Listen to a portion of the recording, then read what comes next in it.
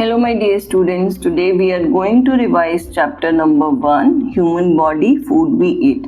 In this chapter we have to revise about what does food contain, components of food, balanced diet and avoiding wastage of food. See, all living things need food to stay alive. Food gives us strength to work and play. जितने भी living things होते हैं उन सबको food की आवश्यकता होती है, फूड की नीड होती है जिंदा रहने के लिए. Food gives us strength to work and play. और फूड जो होता है वो हमें स्ट्रेंथ देता है, ताकत देता है काम करने की और खेलने की, और हमें बड़ा करता है, ग्रो करने में हेल्प करता है और हमेशा हेल्दी और स्ट्रॉन्ग बने रहने में हेल्प करता है. ये सब चीज़ें फूड की वजह से ही होती है. Now it is also needed for the repair of different parts of the body. और फूड जो रहता है, कुछ फूड कंपोनेंट्स जो होते हैं वो क्या करते हैं, हमारी बॉडी में कुछ रिपेयर भी करने में हेल्प करते हैं. It protect us against disease. और ये हमें बीमारियों से भी बचाता है. ठीक है, चलिए. Plants and animals are the two main sources of food. जो प्लांट्स और एनिमल्स होते हैं वो दोनों मेन इंपॉर्टेंट सोर्स होते हैं फूड के. We get vegetables, cereals, pulses, fruits and oil from plants. हमें प्लांट से वेजिटेबल्स, सीरियल्स, अनाज, पल्सेस, दालें, फ्रूट्स एंड ऑयल, ये सारी चीज़ें हमें कहाँ से मिलता है, प्लांट से मिलता है. We get meat, fish, milk and eggs from animals. और एनिमल से हमें एग, मिल्क, फिश और मीट मिलता है.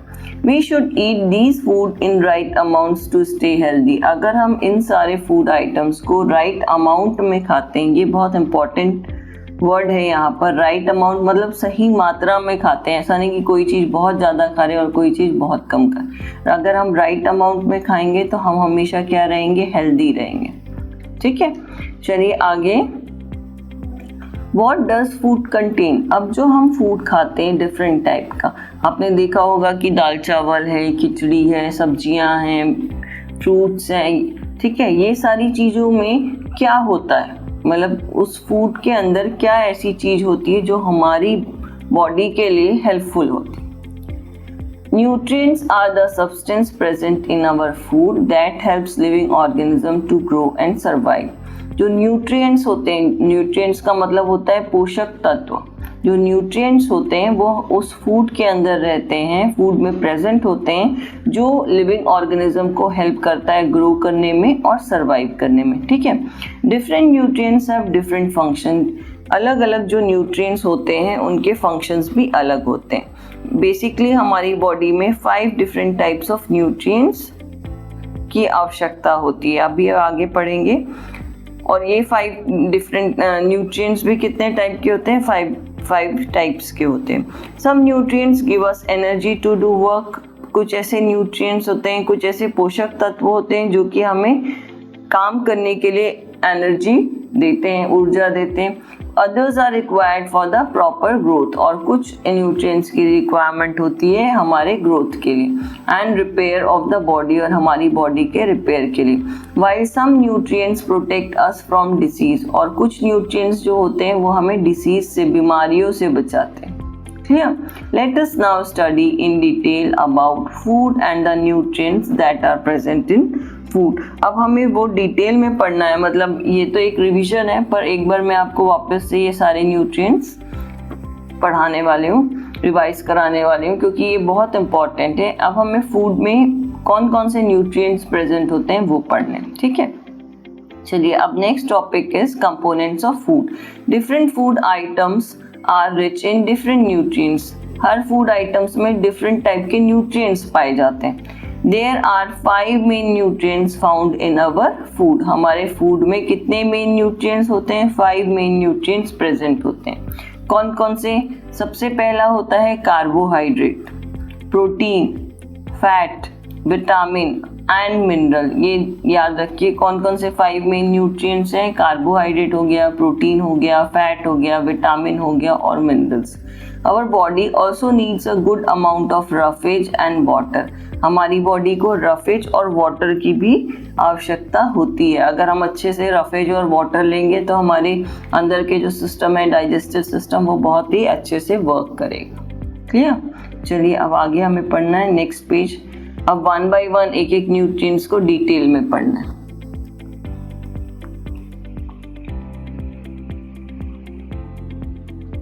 Carbohydrates. Carbohydrates provide energy to our body, hence food items rich in carbohydrates are called energy giving food. जो carbohydrate होता है वो हमारी बॉडी को एनर्जी प्रोवाइड करता है। ठीक है, याद रखिए ये जो कार्बोहाइड्रेट होता है ये एक न्यूट्रिएंट्स है और इसका मेन फंक्शन होता है, मेन काम होता है एनर्जी प्रोवाइड करना, इसीलिए इसको कहा जाता है एनर्जी गिविंग फूड।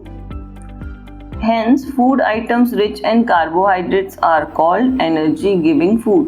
तो ऐसे फूड जिनमें बहुत ज़्यादा कार्बोहाइड्रेट होता है, ऐसे फूड्स को हम क्या बोलते हैं? Energy giving food. जो हमें एनर्जी देता है वो food. We need carbohydrates in large quantities. हमें कार्बोहाइड्रेट ज़्यादा क्वांटिटी में ज़रूरत होती है। The two main types of carbohydrates are sugar and starch. दो मेन प्रकार के कार्बोहाइड्रेट्स होते हैं, वो एक होता है शुगर और एक होता है स्टार्च। ठीक है, fruits such as bananas and apples are good source of sugar. जो फ्रूट्स होते हैं जैसे कि बनाना हो गया, एप्पल हो गया, इनमें क्या होता है? बहुत अमाउंट में अच्छी शुगर पाई जाती है। पोटैटोज एंड सीरियल्स, जो आलू होते हैं और जो अनाज होता है जैसे सच एज राइस, व्हीट, मेज, इन सब में क्या होते हैं? ये गुड सोर्स ऑफ स्टार्च होते हैं, इनमें स्टार्च ज़्यादा पाया जाता है। क्लियर? यहाँ पर देखिए दो ग्रुप दिए हुए कार्बोहाइड्रेट के। एक कार्बोहाइड्रेट टू मेन टाइप्स के होते हैं, एक शुगर होता है, एक स्टार्च होता है। तो जो फ्रूट्स होते हैं जैसे बनाना हो गया, एप्पल हो गया, मैंगो हो गया, इनमें बहुत ज़्यादा मात्रा में शुगर पाई जाती है। ठीक है, जो हमारे लिए बहुत अच्छी होती है। यहाँ पर देखो अनाज, सीरियल्स, ग्रेन्स, पल्सेस हो गया और ये पोटैटोज हो गए, इनमें क्या पाई जाती है? इनमें स्टार्च पाया जाता है। क्लियर? चलिए अब हमें नेक्स्ट पढ़ना है proteins. Proteins are the nutrients that help in growth and repair of our body. जो प्रोटीन होता है, प्रोटीन क्या करता है? हमारी बॉडी में हमें ग्रो करने में, हमारी ग्रोथ में हेल्प करता है और हमारी बॉडी को रिपेयर करता है। अगर कहीं चोट लग जाती है, आपने देखा होगा जब चोट लगती है तो एक स्किन जब निकल जाती है या कट लग जाता है तो आप धीरे धीरे उसमें हीलिंग होती है, मतलब वो घाव भरना शुरू होता है और एक न्यू स्किन उसके ऊपर आ जाती है और वो निशान गायब हो जाता है। तो ये काम कौन करता है? प्रोटीन करता है। तो प्रोटीन का मेन फंक्शन होता है हमारी बॉडी की ग्रोथ का और हमारी बॉडी में अगर कहीं कुछ चोट लगी है उसको रिपेयर करने का। ठीक है, they also help in building our muscles. और प्रोटीन हमारी मसल्स को भी बनाने में हेल्प करता है। Foods that are rich sources of proteins are also called body building foods.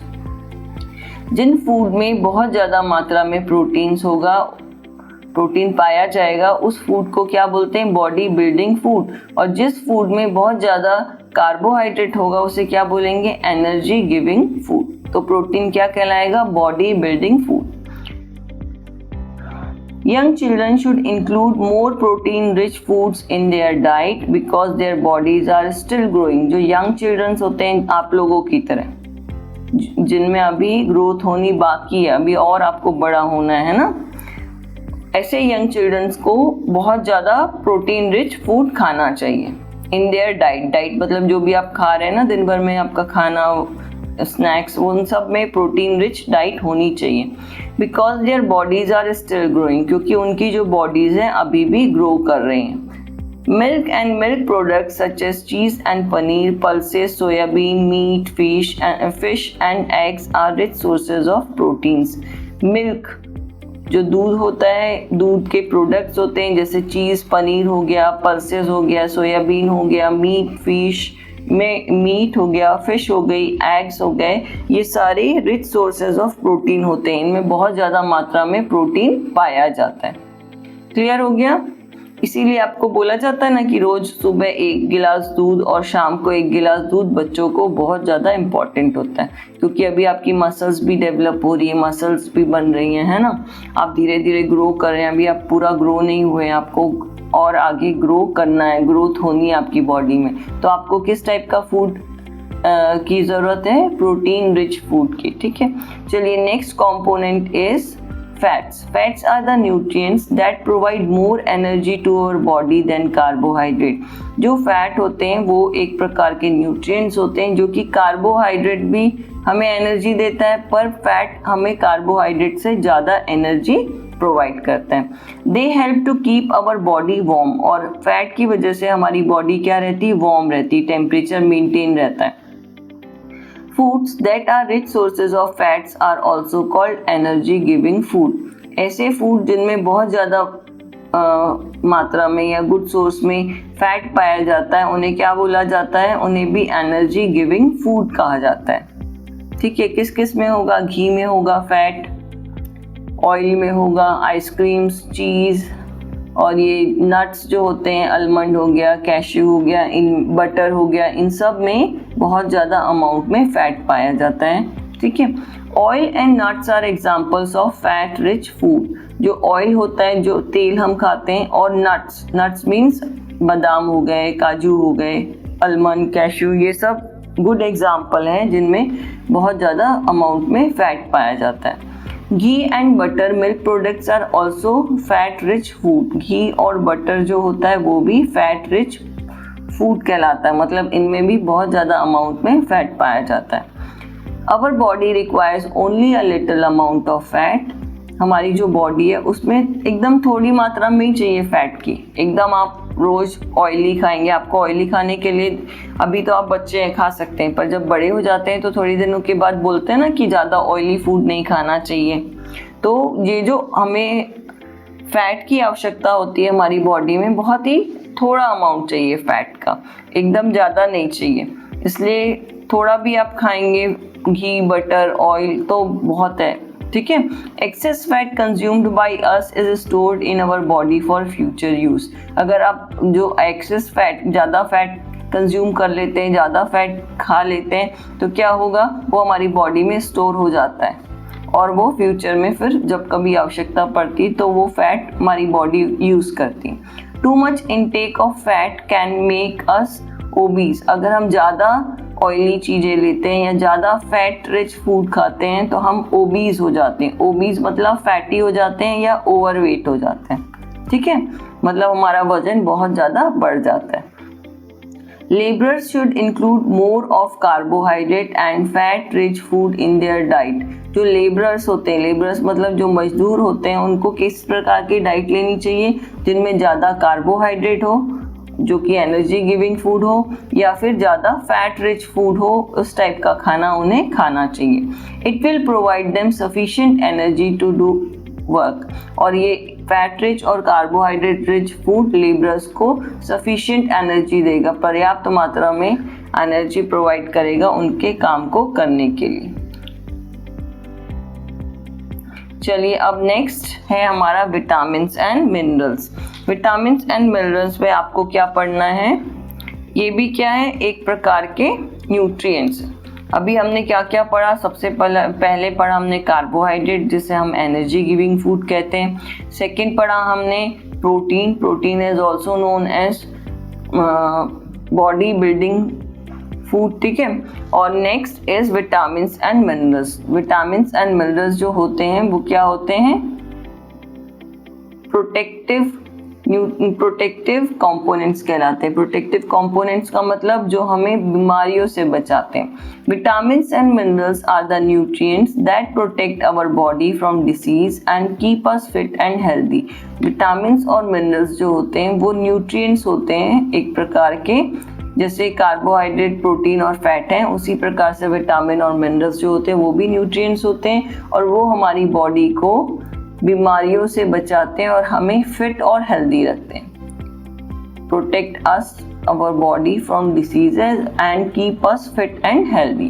These nutrients are required in small amount. और ये जो न्यूट्रिएंट्स होते हैं इनकी आवश्यकता हमें एकदम थोड़े अमाउंट में ही चाहिए रहती है। Foods that are rich sources of vitamins and minerals are also called protective food. ऐसे फूड जिनमें ज़्यादा मात्रा में A, B, C, D, E and K are the types of vitamins found in our diet. Vitamin के types होते हैं, तो vitamin के जो टाइप्स हमारे फूड में पाए जाते हैं वो कौन कौन से हैं? A, B, C, D, E और K। Calcium, potassium, iodine and iron are some minerals. जो कैल्शियम होता है, पोटेशियम होता है, आयोडीन होता है, आयरन होता है, ये कुछ मिनरल्स होते हैं जो हमारी बॉडी में इनकी आवश्यकता होती है। Different vitamins have different roles to play within the body. जो अलग अलग प्रकार के विटामिन्स होते हैं उनका डिफरेंट वर्क होता है हमारी बॉडी में। ठीक है, चलिए अब पढ़ते हैं one by one. Green vegetables, carrot, sweet potatoes, eggs and dairy products are rich in vitamin A. जितनी भी ग्रीन वेजिटेबल्स होती हैं, कैरेट होता है, गाजर होती है, स्वीट पोटैटोज होते हैं, एग्स होते हैं, डेयरी प्रोडक्ट्स होते हैं, इनमें बहुत ज़्यादा अमाउंट में विटामिन ए पाया जाता है और which improves eyesight and maintains healthy skin. अगर आप green vegetables, carrot, sweet potato, egg और डेयरी प्रोडक्ट मतलब मिल्क, कर्ड, चीज़, बटर, ये सब खाएंगे तो आपकी जो आईसाइट है, आपको विटामिन ए मिलेगा। और विटामिन ए क्या करता है? हमारी आईसाइट को इम्प्रूव करता है, देखने की शक्ति को इम्प्रूव करता है और हमारी स्किन को हेल्दी रखता है। क्लियर? चलिए next is milk, fish and eggs are rich in vitamin D. Milk जो दूध गाय का आता है, भैंस का आता है, ठीक है, फिश हो गई, एग्स हो गए, ये क्या होते हैं? विटामिन रिच फूड होते हैं। इसमें कौन सा सबसे ज़्यादा विटामिन पाया जाता है? Vitamin D, which is important for healthy bones and teeths. और विटामिन डी जो होता है वो हमारी हेल्दी बोन्स के लिए और टीथ के लिए बहुत ज़्यादा इम्पॉर्टेंट होता है। ठीक है, चलिए next is calcium and iron are examples of minerals needed by our body. अब कैल्शियम और आयरन है, वो भी हमारी बॉडी के लिए वो एक प्रकार के मिनरल्स हैं और वो भी हमारी बॉडी के लिए इम्पॉर्टेंट है। Calcium is needed for the formation of bones and teeth. Calcium की वजह से ही हमारी बोन्स का और टीथ का फॉर्मेशन होता है, बनते हैं। ठीक है, milk, curd and cheese are rich sources of calcium.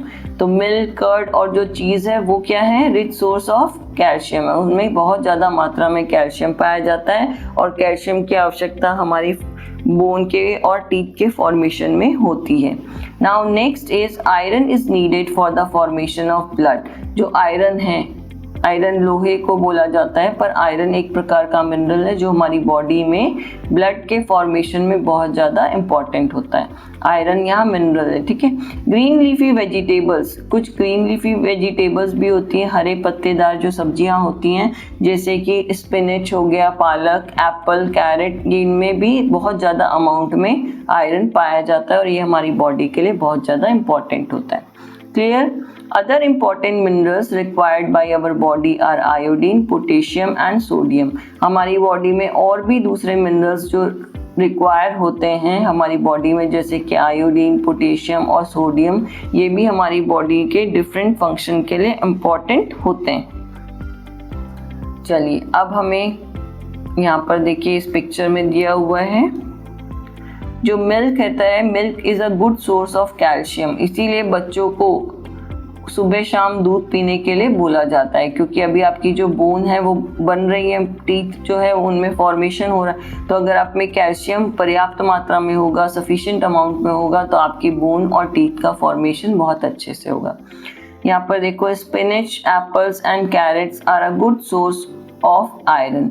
जो पालक होता है, एप्पल होता है और कैरेट होता है, उनमें आयरन बहुत ज़्यादा पाया जाता है और ये हमारी बॉडी के लिए बहुत ज़्यादा इम्पॉर्टेंट होता है। चलिए अब हमें नेक्स्ट टॉपिक पढ़ना है, roughage and water. Roughage and water में some parts of the food that we do not get digested completely. The part of the food that can not be digested by our body is called roughage. हमारी body में जो हम food खाते हैं उसका कुछ part जो होता है इनकम्प्लीट, उसमें डाइजेशन कंप्लीट नहीं होता। ठीक है, और ऐसे पार्ट फूड के ऐसे पार्ट जो डाइजेस्ट नहीं होते प्रॉपरली हमारी बॉडी से, उन्हें क्या कहा जाता है? Roughage. The part of the food that can not be digested by our body is called roughage. It is important for us as it adds bulk to our foods and allows waste materials to pass out of our body easily. और ये जो roughage होता है ये क्या करता है? It is important for us, ये हमारे लिए important होता है as it adds bulk to our food, ये हमारे food के साथ add हो जाता है and allows waste material to pass out of our body easily, और हमारी body से waste material को pass out करने में हेल्प करता है. ठीक है. Water is an essential part of our diet. जो पानी होता है वो भी हमारी डाइट का एसेंशियल, हमारे खाने का एसेंशियल पार्ट होता है. It is important for digestion, और वाटर डाइजेशन के लिए बहुत ज़्यादा इम्पॉर्टेंट होता है.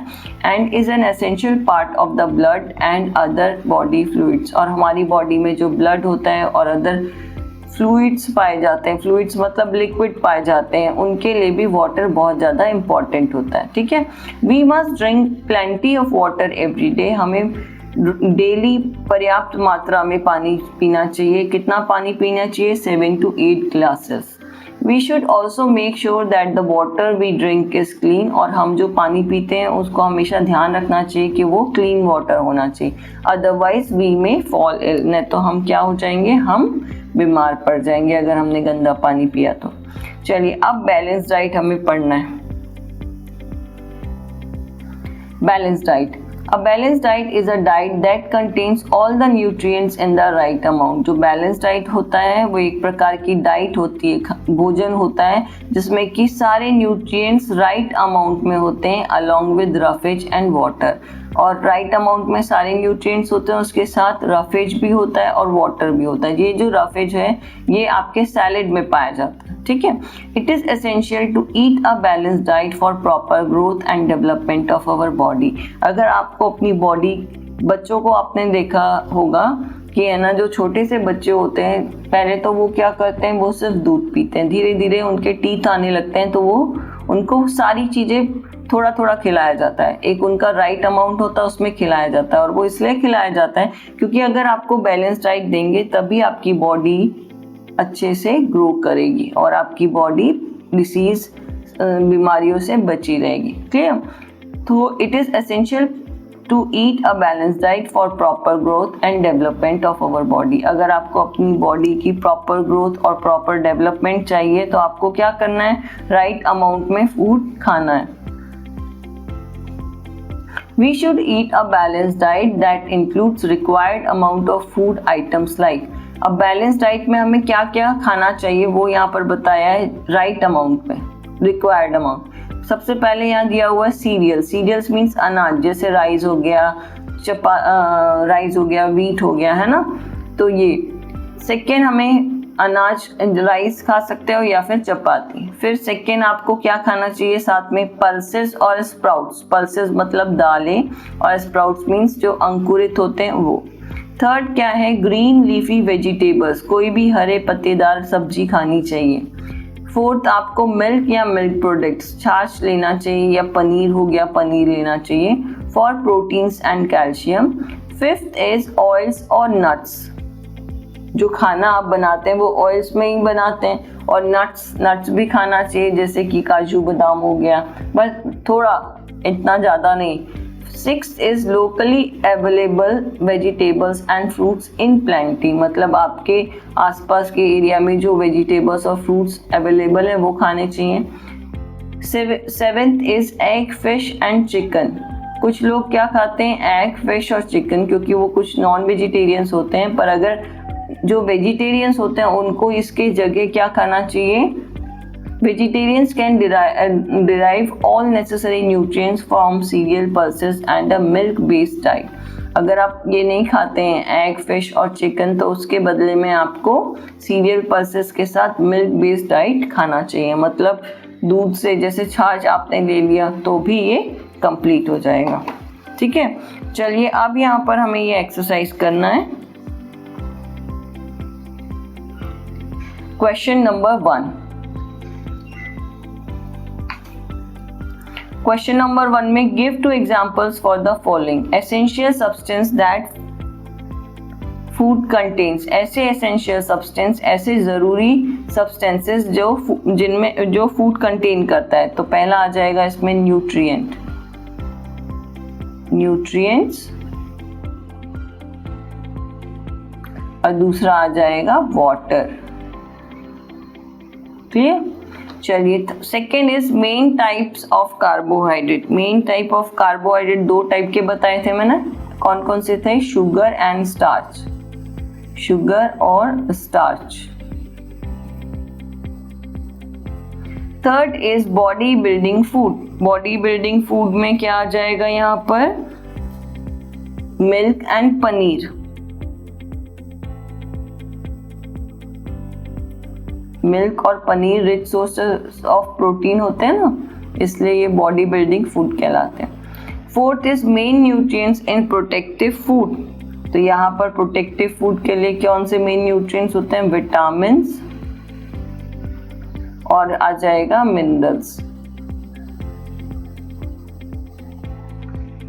क्लियर? चलिए, B exercise, fill in the blanks with appropriate words. First is young children should include more protein rich food. अभी आपको बताया था जो यंग चिल्ड्रन होते हैं आपकी तरह, उनको क्या खाना चाहिए? प्रोटीन रिच फूड खाना चाहिए। ठीक है। Second, it's fats provide more energy than carbohydrates. Carbohydrates. Third is dash is needed for the formation of bones and teeth. तो ये आ जाएगा कैल्शियम।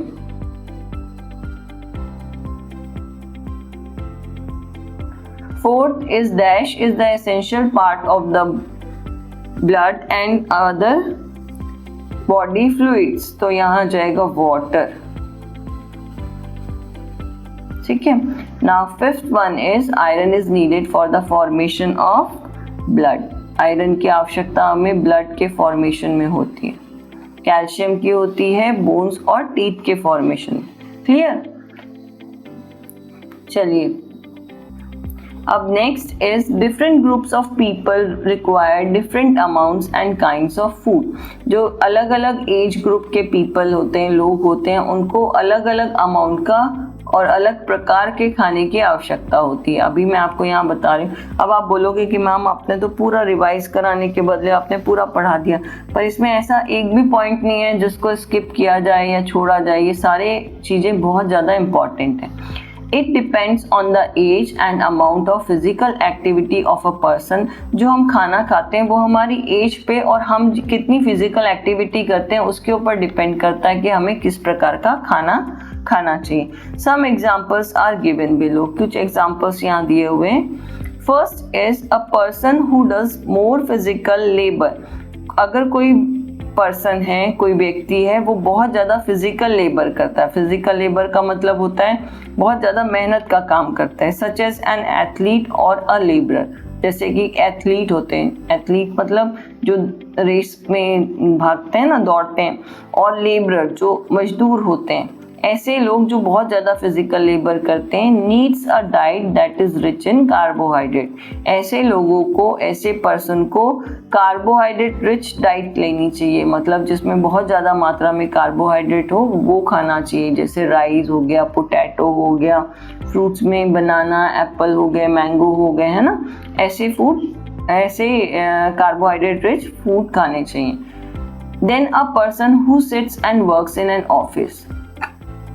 मतलब अगर दो पर्सन हैं, जो एक पर्सन उनमें से एथलीट है, लेबरर है, मतलब एक क्या है जो रेस में पार्ट कर लेता है और मजदूर है, और दूसरा जो पर्सन है वो ऑफिस में बैठता है और वहाँ ऑफिस में बैठ के काम करता है। तो इन दोनों पर्सन में जो फिजिकल लेबर ज़्यादा करते हैं, जो मेहनत ज़्यादा करते हैं, जैसे कि लेबरर और एथलीट, ऐसे लोगों को कार्बोहाइड्रेट रिच फूड की आवश्यकता होती है और इनको कार्बोहाइड्रेट रिच फूड खाना चाहिए। ठीक है। A person working in an office should also have a diet less in fats to avoid gaining weight. जो पर्सन ऑफिस में बैठ के काम करता है उन्हें क्या करना चाहिए? उन्हें किस प्रकार की डाइट लेनी चाहिए? ऐसी डाइट लेनी चाहिए जिसमें फैट कम हो, जिसमें घी तेल कम हो, ऐसी डाइट लेनी चाहिए। अदरवाइज वो क्या हो जाएगा? ओवरवेट हो जाएगा। ठीक है। Growing children need a protein-rich diet that helps in the overall development of their bodies and minds. जो growing children होते हैं, जैसे आप लोग जो अभी बढ़ रहे हैं, जिनकी अभी और ग्रोथ होनी है, तो ग्रोइंग चिल्ड्रन को किस टाइप का फूड लेना चाहिए? ऐसी डाइट लेनी चाहिए जिसमें प्रोटीन ज़्यादा हो, प्रोटीन रिच डाइट लेनी चाहिए। क्यों? क्योंकि अभी आपकी पूरी बॉडी का डेवलपमेंट बाकी है और माइंड का डेवलपमेंट बाकी है। तो ये overall development of your body and mind कौन हेल्प करेगा? प्रोटीन रिच डाइट हेल्प करेगा उनको आपकी पूरी बॉडी को डेवलप करने में और आपके माइंड को डेवलप करने में। They should also have more of protective foods like fruits and vegetables, और उनको प्रोटेक्टिव फूड भी ज़रूर खाना चाहिए। प्रोटेक्टिव फूड मतलब फ्रूट्स एंड वेजिटेबल्स भी खाना चाहिए आप लोगों को, ताकि आप बीमारियों से बचे रहें। क्लियर हुआ? ग्रोइंग चिल्ड्रन, आप जैसे बच्चों को प्रोटीन रिच डाइट ज़्यादा खाना चाहिए ताकि आपकी बॉडी का ओवरऑल डेवलपमेंट बॉडी और माइंड का हो सके, और आपको protective food fruits and vegetables भी खाना चाहिए ताकि आप बीमारियों से बचे रहें। ठीक है, चलिए अब हमें पढ़ना है next. Elderly persons usually need a low fat high fibre diet along with moderate physical exercise. Elderly person का मतलब जो जिनकी एज ज़्यादा हो जाती है, 50 प्लस जो हो जाते हैं, उन्हें एल्डरली पर्सन बोल रहे हैं। जो एल्डरली पर्सन्स हैं उनको क्या करना चाहिए? लो फैट, जिसमें फैट कम हो, हाई फाइबर, जिसमें फाइबर ज़्यादा हो, ऐसी डाइट खानी चाहिए। ऐसा खाना खाना चाहिए जिसमें लो फैट हो और फाइबर ज़्यादा हो। फाइबर किस में होते हैं? सैलेड में, अंकुरित में, इन सब में फाइबर ज़्यादा होते हैं। ऐसा खाना खाना चाहिए along with moderate physical exercise. और लो फैट और हाई फाइबर डाइट लेने के बाद उनको थोड़ी मॉडरेट मतलब थोड़ी फिजिकल एक्सरसाइज भी करनी चाहिए। They should have plenty of milk and milk products, और उनको मतलब पर्याप्त मात्रा में मिल्क, प्लेंटी ऑफ पर्याप्त मात्रा में मिल्क और मिल्क प्रोडक्ट भी खाना चाहिए। फ्रेश फ्रूट्स खाने चाहिए और वेजिटेबल्स खाना चाहिए to meet their needs of vitamins and minerals. जो एल्डरली पर्सन हैं उनको लो फैट और हाई फाइबर डाइट लेना चाहिए और एक्सरसाइज भी करनी चाहिए, थोड़ी एक्सरसाइज, ज़्यादा हैवी एक्सरसाइज नहीं। उसके अलावा उन्हें मिल्क और मिल्क प्रोडक्ट से बनी हुई चीज़ें पर्याप्त मात्रा में खाना चाहिए। फ्रेश फ्रूट और वेजिटेबल भी खाना चाहिए ताकि उनके जो विटामिन और मिनरल की रिक्वायरमेंट है वो पूरी फुलफिल हो सके। क्लियर? चलिए next is avoid wasting of food. Avoiding wastage of food. अब हम इतना सारा आपको फूड के बारे में आप बताया, आपको एक चीज़ बहुत ध्यान रखनी है कि हमें फूड का वेस्टेज नहीं करना है। Food is necessary for our survival. हमारी सर्वाइवल के लिए, हमारे जिंदा रहने के लिए फूड बहुत ज़्यादा इम्पॉर्टेंट होता है। We should not waste food. हमें फूड वेस्ट नहीं करना चाहिए। By avoiding wastage of food we can feed a lot of hungry people. अगर आपके पास फूड बच जाता है तो आप उसको वेस्ट ना करके, बहुत सारे हंग्री पीपल, बहुत सारे ऐसे लोग होते हैं जिन्हें खाना नहीं मिलता, आप उनको खाना खिला सकते हैं। We should take the following steps to avoid wastage of food. कुछ स्टेप्स हैं जिन्हें आप फॉलो करके खाने को बर्बाद होने से बचा सकते हैं। Avoid wastage of food. First, take small servings of food during meals so that you can finish everything on the plate. Small serving मतलब थोड़ा ही खाना लेना चाहिए शुरू में। आप छोटे हैं तो आपको लगता है ये बहुत अच्छा बना है तो थोड़ा ज़्यादा ले लूँ, पर क्या होता है आपकी टमी छोटी सी होती है तो आप थोड़ा सा खाना खा के फिर आपका पेट भर जाता है और फिर आप बोलते हो कि ये मैं नहीं खाऊंगा। तो उससे क्या होता है, फूड का वेस्टेज होता है। ठीक है, तो आपको क्या करना चाहिए, अपनी प्लेट में थोड़ा फूड लेना चाहिए और सबसे पहले उसको फिनिश करना चाहिए। अगर आपको फिनिश हो जाता है और आपको और खाने की इच्छा है तो आप उसको और ले सकते हैं। चलिए, second is avoid cooking a large quantity of food to avoid wastage. मतलब अगर आप 3 लोग हैं तो 3 लोगों के हिसाब का आपको खाना बनाना चाहिए। ऐसा नहीं कि आप बहुत ज़्यादा खाना बना दिया आपने, क्योंकि अगर आप ज़्यादा खाना बनाएंगे तो वो फूड क्या हो जाएगा, वेस्ट हो जाएगा। Third is store cooked food in the refrigerator to avoid spoilage. और अगर कई बार क्या होता है फूड बच जाता है, अगर आपके घर में कुछ खाना बना है और बच गया, तो उस फूड को आपको क्या करना चाहिए, खराब होने से बचाने के लिए रेफ्रिजरेटर में रखना चाहिए, जैसे यहाँ पर। Fourth is raw vegetables and fruit should preferably be kept in the refrigerator. जो रॉ वेजिटेबल्स होते हैं और फ्रूट्स होते हैं, कुछ फ्रूट, सारे फ्रूट्स नहीं, जैसे एप्पल और बनाना को फ्रिज में नहीं रखते, ठीक है, तो जो कच्ची सब्जियां होती हैं और जो फ्रूट्स होते हैं उनको आपको रेफ्रिजरेटर में रखना चाहिए समर डेज में, मोस्टली समर डेज में, ताकि वो खराब होने से बच सके। Fifth is avoid exposure of food cut fruits and vegetables to air for a long time. आप जो भी फ्रूट्स और वेजिटेबल्स को काटते हैं उसको ज़्यादा देर तक खुले में नहीं रखना चाहिए और एयर के कांटेक्ट से बचाना चाहिए।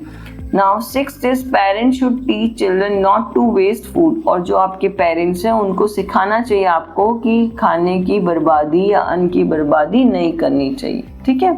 Food gets spoiled when it is not stored properly. Food कब खराब होता है, जब उसको प्रॉपर्ली स्टोर नहीं किया जाता, है ना। तो यहाँ पर है this also needs to wastage of food. अगर आपने प्रॉपरली उसको स्टोर नहीं किया तो भी फूड जो होता है, खाना होता है, वो खराब हो जाता है। Eating food that is spoiled is unhealthy and can make us sick. और अगर आप खराब खाना खाते हैं, स्पॉइल्ड मतलब खराब, अगर आप खराब खाना खाते हैं तो आप क्या पड़ सकते हैं, अनहेल्दी हो सकते हैं और बीमार पड़ सकते हैं। Hence food should be prevented from getting spoiled. इसलिए हमें अगर खाना ज़्यादा बन गया है तो उसको फ्रिज में रख के खराब होने से बचाना चाहिए। Some methods of preserving food are given below. कुछ मेथड्स हैं जिससे आप फूड को प्रिजर्व करके भी, प्रिजर्व मतलब बचा के रख सकते हैं, ठीक है। सबसे पहला है पिकलिंग। आपने अचार खाया, अचार वो 1 साल पुराना होता है, तो 1 साल तक कैसे कोई कटी हुई वेजिटेबल सही रह सकती है, तो उस मेथड को ही हमको पिकलिंग बोलते हैं, क्योंकि इसमें क्या करते हैं, अचार को इस तरीके से बनाया जाता है कि वो सालों साल खराब ना हो। In this method fruits and vegetables are mixed with salt and oil. इस मेथड में क्या करते हैं, पिकलिंग जो मेथड है उस मेथड में फ्रूट्स और वेजिटेबल्स को सॉल्ट और ऑयल के साथ मिक्स कर देते हैं। An example is the pickling of mango and garlic. आपने आम का, कैरी का और लहसुन का अचार खाया होगा, वो इसका एग्जाम्पल है। आपने देखा होगा ना, आपकी दादी जो हैं वो आपकी मम्मी अचार बनाती हैं, उसमें ऑयल और नमक का यूज़ करती है। वो इसीलिए यूज़ किया जाता है क्योंकि वो जो वेजिटेबल है उसको खराब होने से बचाता है। नाउ ड्राइंग मतलब सुखाना। इन this method water is remove from the food. इस मेथड में क्या करते हैं, जो भी आप खाना होता है उसको धूप में सुखा के उसमें जो मॉइस्चर रहता है, उसमें जो वाटर रहता है, उसको हटा दिया जाता है। The food is then kept in an air tight container. और अब उस फूड को क्या करते हैं, एयर टाइट कंटेनर में रखते हैं। An example is the drying of chillies in the sun. आपने एग्जाम्पल देखा होगा, सूखी जो मिर्चियाँ होती हैं, मिर्चियों को सूरज की रोशनी में सुखाया जाता है, ठीक है। Now third is refrigeration. Cooked food items, vegetables and fruits are kept inside the refrigerator at a low temperature. अगर आपको बचाना है फूड आइटम तो कुक्ड फूड आइटम, वेजिटेबल्स हो गए, फ्रूट्स हो गए, उनको आपको क्या करना चाहिए, फ्रिज के अंदर रखना चाहिए लो टेम्परेचर पे, ठीक है। Now next is deep freezing. Deep freezing क्या होती है, in this method food like fish, meat and sea food are kept at a very low temperature. Deep freezing में क्या करते हैं, जैसे कि फिश हो गया, मीट हो गई या सी फूड हो गया, इनको क्या करते हैं, लो टेम्परेचर में रेफ्रिजरेटर में रखते हैं, ठीक है। उससे क्या होता है, ये कई दिनों तक खराब नहीं होती। अब आप पूछेंगे कि रेफ्रिजरेटर में ऐसा क्या होता है, या आप डीप फ्रीजिंग जब करते हैं तो ऐसा क्या होता है कि जो फिश है, मीट है और सी फूड है वो ख़राब नहीं होते। एक्चुअली जो टेम्परेचर होता है वो बहुत ज़्यादा लो होता है और उस लो टेम्परेचर में कोई भी माइक्रो ऑर्गेनिजम्स ग्रो नहीं करते जो कि फूड को ख़राब करते हैं, इसलिए उनको डीप फ्रीजिंग करके लो टेम्परेचर में रेफ्रिजरेटर में रखा जाता है। Now care for plants and our environment. Plants are very important for us. आप सभी को मालूम है ये टॉपिक ये है कि हमें अपने प्लांट्स और हमारे इन्वायरमेंट की कैसे केयर करनी चाहिए। प्लांट्स हमारे लिए बहुत ज़्यादा इंपॉर्टेंट होते हैं। They provide us food as well as other plant product like fibres for making clothes, food और पेपर मेडिसिन्स, टिम्बर एटसेट्रा। और ये जो प्लांट्स होते हैं ये हमें बहुत सारे प्लांट और प्लांट प्रोडक्ट्स देते हैं, जैसे कि फाइबर्स हो गया क्लोथ मेकिंग के लिए, कपड़े बनाने के लिए आपको फाइबर्स जो मिलते हैं वो कहाँ से मिलते हैं, प्लांट से।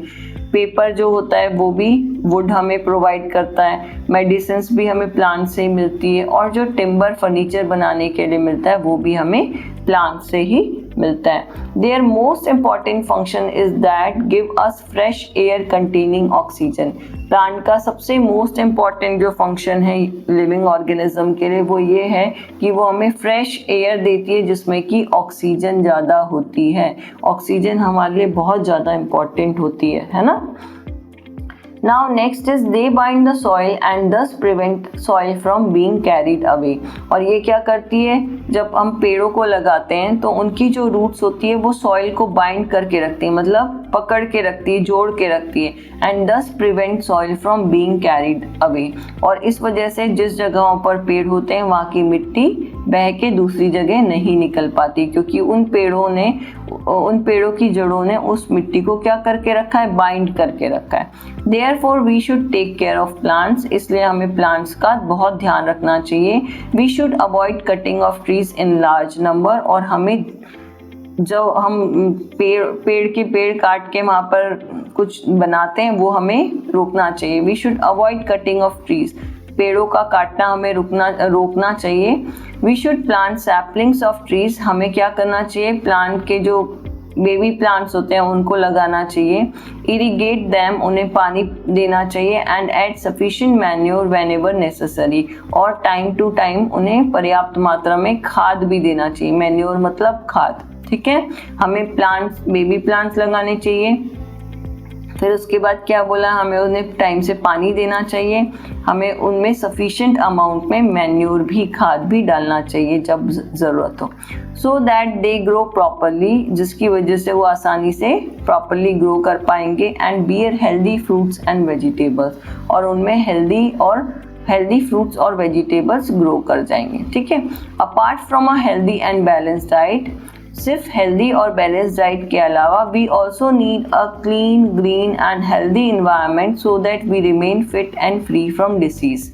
मीन्स हमें हेल्दी और बैलेंस डाइट के अलावा क्लीन, साफ, ग्रीन और हेल्दी इन्वायरमेंट भी चाहिए। ग्रीन का मतलब होता है जहाँ बहुत सारे प्लांट्स लगे हुए हैं, वैसे हेल्दी इन्वायरमेंट भी चाहिए ताकि हम फिट और डिसीज से, बीमारियों से बचे रहें। समझ के आए यहाँ तक? चलिए, ways to make our environment clean. अब कुछ ऐसे 5 पॉइंट्स हैं जिससे हम अपने एनवायरनमेंट को क्लीन रख सकते हैं। सबसे पहला है reduce pollution of air, water and soil. हमें एयर पॉल्यूशन, वाटर पॉल्यूशन और सॉइल पॉल्यूशन को कम करने की कोशिश करनी चाहिए, रिड्यूस करने की कोशिश करनी चाहिए। Second is avoid dumping garbage on road sides and in your neighbourhood. और हमें गार्बेज रोड साइड पर और अपने नेबरहुड में नहीं फेंकना चाहिए। एक प्रॉपर प्लेस होता है, डस्टबिन होती है, उनमें ही वो गार्बेज डालना चाहिए। Third is reduce the use of plastic. जितना हो सके प्लास्टिक का यूज कम करना चाहिए, ठीक है।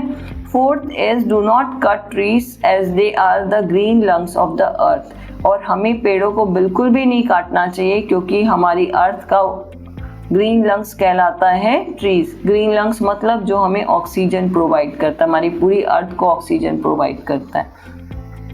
Plant more and more trees. जितना ज़्यादा हो सके उतने ज़्यादा हमें पेड़ लगाने चाहिए। So that's all, this chapter revision has been completed. Now exercise. Choose the correct option. Choose the correct option में फर्स्ट है the function of food is to A, give us strength to work and play, B, help us to grow और C, help us to remain healthy and strong। ये सारे main function होते हैं food के, तो यहाँ आ जाएगा all of these। ठीक है, सेक्शन 1 हम कर रहे हैं। Second is energy giving nutrients are, energy giving nutrients कौन से होंगे? Carbohydrates and fats. Third is minerals that are required by our body, calcium, calcium, iodine, iron और ऑल ऑफ दीज। तो यहाँ पर तीनों चाहिए हमें, कैल्शियम भी चाहिए, आयोडीन भी चाहिए, आयरन भी चाहिए, तो यहाँ आ जाएगा ऑल ऑफ दीज। ठीक है, आयोडीन किस में होता है? नमक में होता है। Fourth is food rich in vitamin ए, ऐसा फूड जो जिनमें ज़्यादा अमाउंट में क्या पाया जाता है? Vitamin A, carrot, sweet potato, egg और ऑल ऑफ दीज। तो विटामिन ए सब में किस में पाया जाता है? विटामिन ए सब में पाया जाता है, ऑल ऑफ दीज। इन तीनों में विटामिन ए रहता है, स्वीट पोटैटो में भी, एग में भी। Now fifth is a method of food preservation in which fruits and vegetables are mixed with salt and oil, ऐसी मेथड जिसमें फूड प्रिजर्वेशन की जिसमें फ्रूट्स एंड वेजिटेबल्स को सॉइल और ऑयल के साथ मिक्स किया जाता है, तो ये हो जाएगा pickling. Now B is choose the correct word to fill in the blanks. First आ जाएगा dash is a rich source of fat, oil होगा, पोटैटो होगा, फैट का रिच सोर्स क्या हो जाएगा? ऑयल होगा। Second is egg is a rich source of energy और प्रोटीन, तो इसका आ जाएगा rich source of protein. Now third is roughage dash can be और can not be digested by our body, तो यह आ जाएगा can not be. Roughage cannot be digested by our body, cannot be। Fourth आ जाएगा cooked food should be kept covered or uncovered, covered। Fifth one is mango is preserved by, mango को कैसे preserve कर सकते हैं हम? Pickling के थ्रू। चलिए C is name the following the substance needed for energy, health and proper growth by of our body, ऐसे सब्सटेंस को क्या बोलते हैं? Nutrients. Clear? Second is foods that are rich source of protein, तो इन्हें हम बोलेंगे body building food, body building food जो रिच सोर्स ऑफ प्रोटीन होता है। Now third is a diet containing all the nutrients in the right amount along with roughage and water is balanced diet.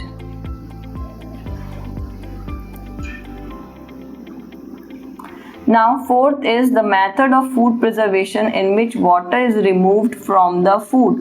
इस method में क्या किया जाता था? सुखाया जाता था, ड्राइंग की जाती थी। Now fifth is foods rich in vitamins and minerals are called protective foods। क्या कहते हैं हम इन्हें? protective foods कहते हैं। ठीक है, so that's all this exercise and this chapter has been finished। chapter section 2 जो दिया हुआ है question answers, short answer type questions और लॉन्ग आंसर टाइप क्वेश्चंस, ये आपको अपने आप रिवाइज करना है। इसका PDF ऑलरेडी आपको दे चुकी हूँ मैं, तो ये आपको रिवाइज करना है। ओके।